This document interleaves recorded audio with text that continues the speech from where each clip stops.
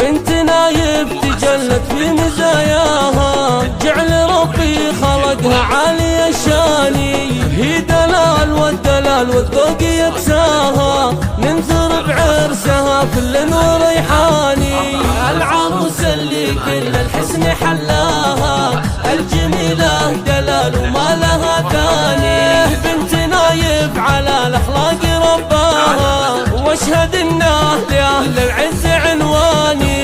الشيم نايف البراكي هواها، والكرم شيمته في كل ميداني، والكرم شيمته في كل ميداني. امها ام سلمان طاب ممشاها، من كرام بيوم البذل شجعاني، الوفا طبعها والجود مبداها، بنت اهل الكرم جزلين الايماني، بنت اهل الكرم جزلين الايماني. وهذا طارق واخوها قام هناها، واشهد انه عزيز ونسل فرساني، والف مبروك من سلمان سقناها، من اخوها وسندها فخر الازماني.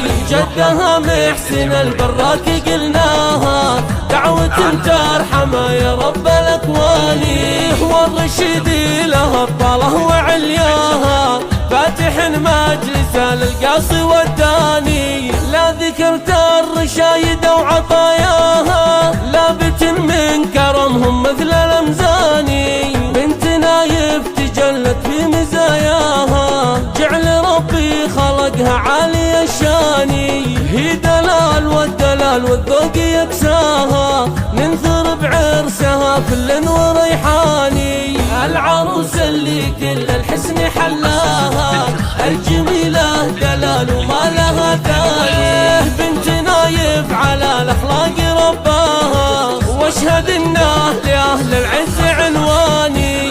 الشيم نايف البراكي هواها، والكرم شيمته في كل ميداني، والكرم شيمته في كل ميداني. امها ام سلمان طاب ممشاها، من كرام بيوم البذل شجعاني، الوفا طبعها والجود مبداها، بنت اهل الكرم جزلين الايماني، بنت اهل الكرم جزلين الايماني. وهذا طارق واخوها قام هناها، واشهد انه عزيز ونسل فرساني، والف مبروك من سلمان سقناها، من اخوها وسندها فخر الازماني.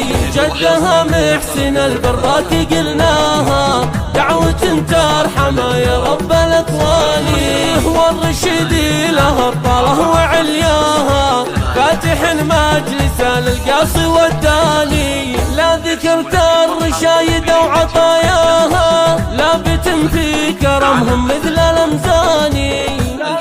محفوظة لدى مؤسسة بنت الخليج.